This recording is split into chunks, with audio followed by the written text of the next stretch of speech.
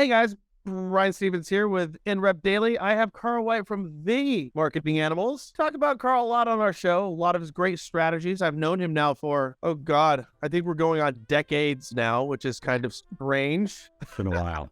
You look well under the It's circumstances. been a good run, Brian.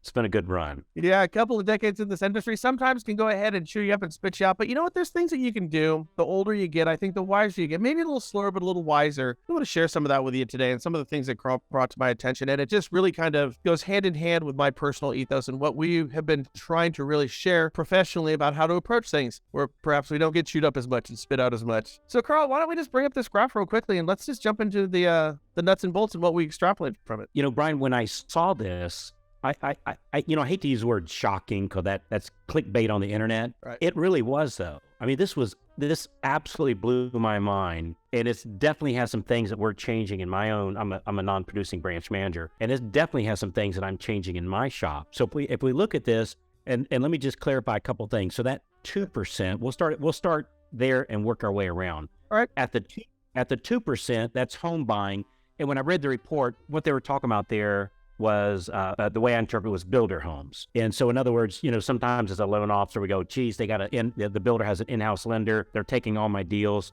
Well, come to find out that's only 2% of all the origination. So it's insignificant. Don't even whatever, all good. But look at this, man, social media. And trust me, Brian, I've spent a lot of time on social media, and I've spent literally over $1 million, literally of my own dollars running my own ads. So I spend a lot on social media.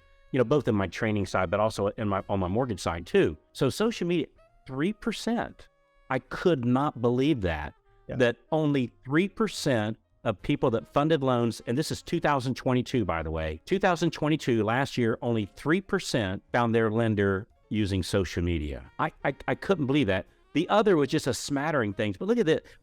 The online search, pretty impressive actually. So it's at 11%, or what is that, like almost 400% more than social media, which when you look at it, it kind of makes sense because, you know, like when we go on social media, we're going to go, I don't know, check out to see how my kids are doing, or my buddy Brian's doing, or, you know, my high school girlfriend's doing, or whatever. You know, people aren't, you know, they're checking people out. And then somebody puts an ad in front of them. Hey, you want to get a mortgage? And I'm one of those guys too, right? So I've been doing it. Well, no wonder it does less than online search, because online search, you know, I go on there, hey, I want to get a mortgage, or I want to get a boat. You know, you're not disrupting me. You're entering the thought that's already in my mind. If we look at the bank, I was surprised it was only 14%. So that means if I bank at, you know, Big Bank USA, you know, kind of thing, I go in there and tell the teller I'm buying a house, and she says, go talk to loan officer Larry. So the big banks only capture, or even small banks too, only capture 14% of the mortgages. If we keep on going around here, we look at friends and family. I looked at this and I went,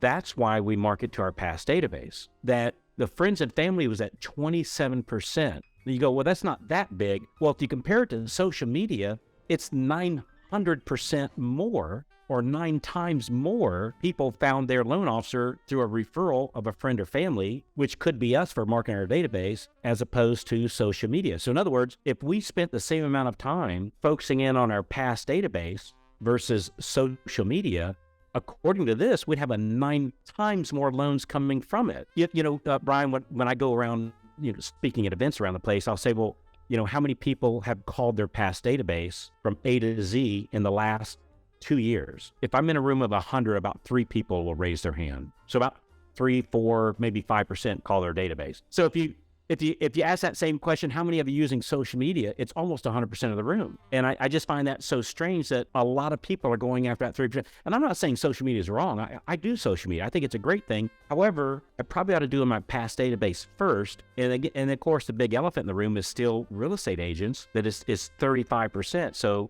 if we're marketing to our past database and doing the real estate agent, I mean, we could almost not do anything else. In fact, take the word almost out of the sentence. We cannot do anything else, and we spend the same amount of time on those other things and spend it on friends and family, i.e. past database, and marketing to real estate agents. I mean, it's just the biggest no-brainer ever. When I saw that, I was shocked when I saw this. It just blew my mind. You know, what's shocking here, and I think it's the same thing.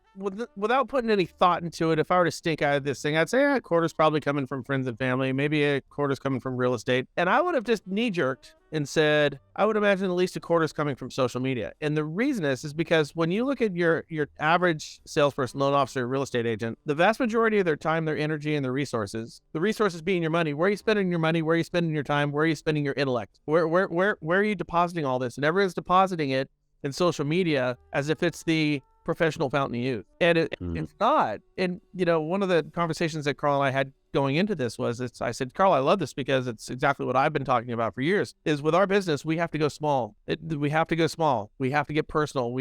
It's the little details. See, as a loan officer or a real estate agent, the big box lenders, the Zillows of the world, the Open Doors of the world, the OfferPads of the world, the Reddits of the world, and by the way, they're all lenders too. So this isn't a real estate conversation. This is a real estate and lender conversation.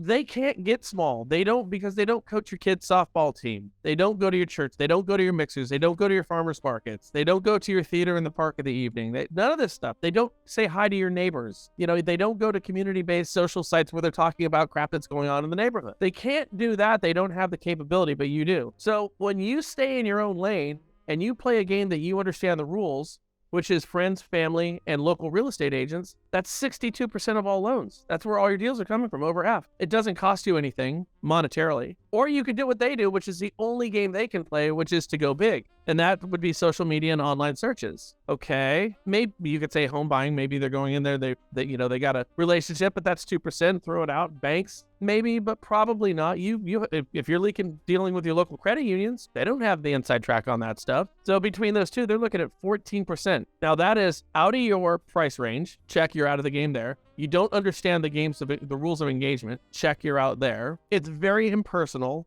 Big marketing, the drip campaigns. You can't name an arena after yourself, Brian Stevens Arena, where the soon-to-be Oakland A's will be playing in Las Vegas. Check, you can't do that. You can't compete when you're playing their sport. And you can't win, and it will cost you money. But when you stay in your lane, they can't compete with you, and it won't break the bank. It's very, very interesting, because I just had this conversation with respond to this, Carl. I had a couple of conversations, and everyone's TikTok, because what it's doing is TikTok is finding your audience for you. So I'm not going out and getting the friends, people who are looking for my type of stuff. They're going to make that connection. So I talk mortgages, they're going to get mortgages. The argument was, well, the 35-year-olds are starting to get into TikTok and the 25-year-olds are getting into TikTok. Okay, I get it. I'll accept that. And then the thought processing is, well, the people on Facebook who are still there, Brian, it's me and you. That's the 45 and 55-year-olds. And when you're dealing with first-time home buyers and you're 50 years old and you're a first-time home buyer, there's a reason for it. You don't have you're not exactly the perfect candidate. So, all right, so we just spent the past 10 years on Facebook. Now I need to go reinvent myself on TikTok? Well, I'm an old dog. New tricks don't work well with me. And so this is 14% of all business. Wouldn't I be better going to my local credit union, talking to my friends, talking to my sphere of influence, my B2B relationships, and those real estate agents that we seem to neglect all the time? How does this affect your trainings, Carl? This is all new to me. I mean, this has really rocked my world here. Yeah, me too. We've always been, my thing, like we just finished an event, it was called Brilliant at the Basics. And boy, this certainly reinforces that. So I'm not going to tell anybody not to do social media. Agreed. I honestly think that, because like, even if we were the young crowd, Brian, just say we were, it's still 3%. Like, I don't care how you slice and dice it. That's the number. It's 3%. Yeah. And honestly, when I saw this, I started evaluating my own activity on the social media that we do. And I think the social media just kind of spices it up a little bit for us. I think it's more for me personally than to actually get clients. Like, it's just a break in the day kind of thing. Yeah. And so I think to add it in as pieces of your business, I think is a very important thing. I think to focus that on your business, I honestly believe that this is part of the reason why a lot of loan officers are going through a hard time right now, is they're doing what they did the last couple of years thinking it was working, and come to find out the fish were just jumping in the boat. We weren't actually catching them. Yeah. And so now when we have to actually catch them, and that's figuratively speaking, right? I get it. But now that we actually have to go out and get deals, they don't just jump in the boat anymore. I think we're kind of finding out maybe the emperor doesn't have any clothes. That come to find out, maybe it was a little bit of, not intentionally, of course, but a little bit of smoke and mirrors, and that made us feel good rather than actually helping us in our business. So I'm still saying there's a place for it, but that place would be, I don't know, 3%, right? And I'd put 27% in marketing in my past database. I'd put 35% marketing to my real estate. And frankly, after I've done that, there might not be, again, that's 62%, like you said. I'm still digesting this, to be honest with you. I mean, this literally changes everything. Very interesting. I heard somebody say it, talking about the last couple of years. I'm like, so basically people were just going after the low-hanging fruit. He goes, no, they were going after the low-hanging fruit. The fruit had already fallen off the tree and was on the ground and rotting, and you'd pick up the fruit from the ground, and if it wasn't pristine, you threw it away, even if it was still edible. That's what we were dealing with back then. And the drop-off has been so steep, pronounced, and precipitous, it's pretty remarkable. But if you start to just, I'm doing the same thing. I'm untying this knot right now in my head. And it's a conversation we had before we started here. And I said, oh, my computer blew up. I don't know what's wrong with it. They could tell me anything and I'm going to have to believe it because I don't understand that. It's the same thing with a mechanic. You know, when you think about like somebody's behavior, if I'm going online, I mean, a new engine would cost me $10,000. I don't know, $20,000, $5,000. I don't know, somewhere in there. What I'm not going to do is I'm not going to go onto Facebook and start like looking around on Facebook or something like that and trying to find a mechanic because there's no trust built into it. With a house, you're talking about 2, 3, 4, 500,000, not 5,000 like an engine. So it does make sense. It seems to me. When I saw it, it made sense. But I have to tell you, man, it shocked me. And so when I saw this, I went into it kind of skeptical, and then so then we started looking at our own loans and the source of our own loans, in my own personal branch. It started to mirror what we're seeing here on this graph. Yeah, it's two major things is bringing in most of our business: past database and referral partners. Whether they're real estate agents or attorneys, financial planners, but but in our case, it's of our referral partners. 95% are real estate agents. It's still, come to find out, when people buy a house, they still call a real estate agent. Well, shocker there. Right, exactly. Here's just as, again, spitballing. If you're a loan officer saying, okay, I accept this to be true, but I don't know if I have a clear path to apply this to my business. And I'm sure that Carl's going to come up with something. I'm sure we'll all come up with something with this, but why don't we just start with this? Okay, if 35% of your business is coming from realtors, 27, 14, 11% respectively, 7, 3, and 2, we're all looking at the same thing right now. Why don't you take your time block marketing hours during the course of a day, a week, and a month, and why don't you break it up this way? I'll do 3% on social media. I'll do 2% with new home buyers. Make a call every other week just to see what happens. Spend 35% of your marketing time talking with agents, going out and having coffees, putting together marketing plans. Friends and family, the older you get, the harder it is to keep in touch with people. This will just make you a better friend and better family if you just stay in touch with these people. Why do you spend 14% of your time talking to your local credit unions? I just had a conversation with a gal who was dealing with warehouse lines. She was talking about one of her accounts she has down in Southern California, and he sends all his super jumbo stuff down there in Orange County and Beverly Hills and that. He sends all the super jumbo to this local credit union, and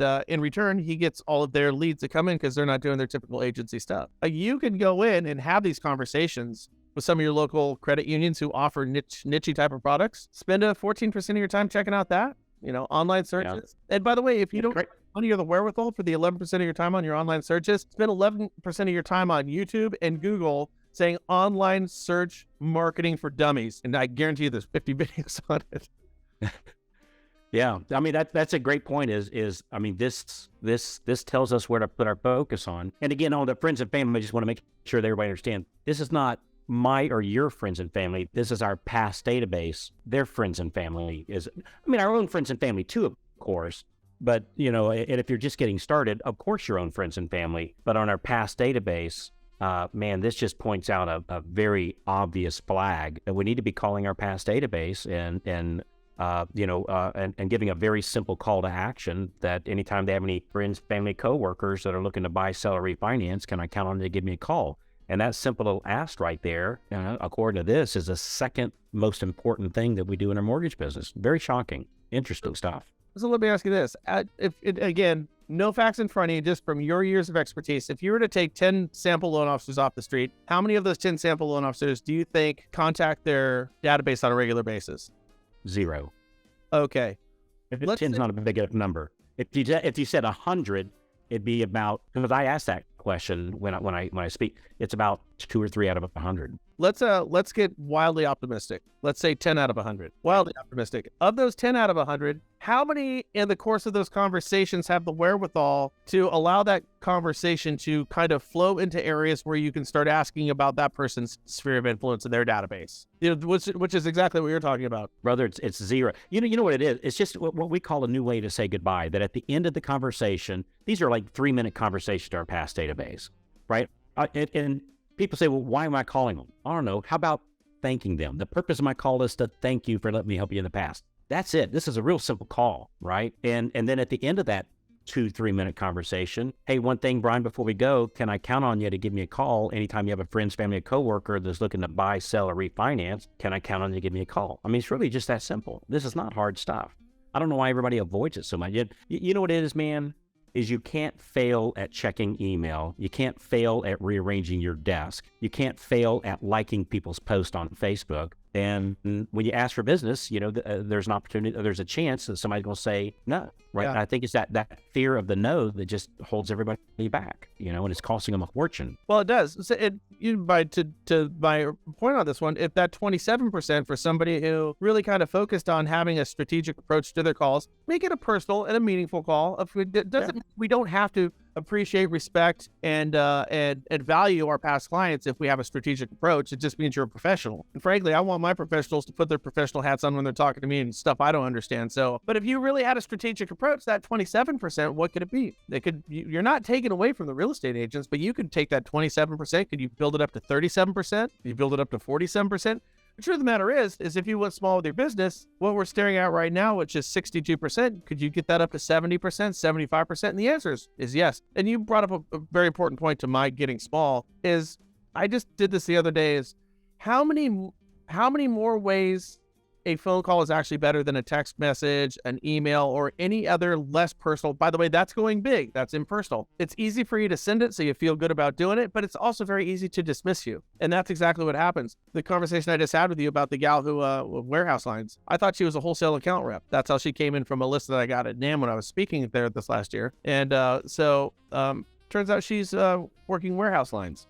Oh, never thought about that. So we started going down this road talking about warehouse lines, and I'm like, I'm over the tips of my skis on this one, but this is interesting and intriguing. There could be opportunities. So we kept our conversation going. And she lives in Atlanta, Georgia. I am not kidding you. She just left my office 20 minutes ago. I live in Northern California. She's 2,500 miles away. So she literally came, and that was a phone call that took place 3 weeks ago. Had I sent her an email, a text message, an instant message, a smoke signal, none of this would have happened. She would have dismissed it because she didn't know who I was. And now I just had this lady, fantastic human being. She just left my office. So it is interesting when we go small, isn't it? Carl, we should keep this conversation going. I like this, man.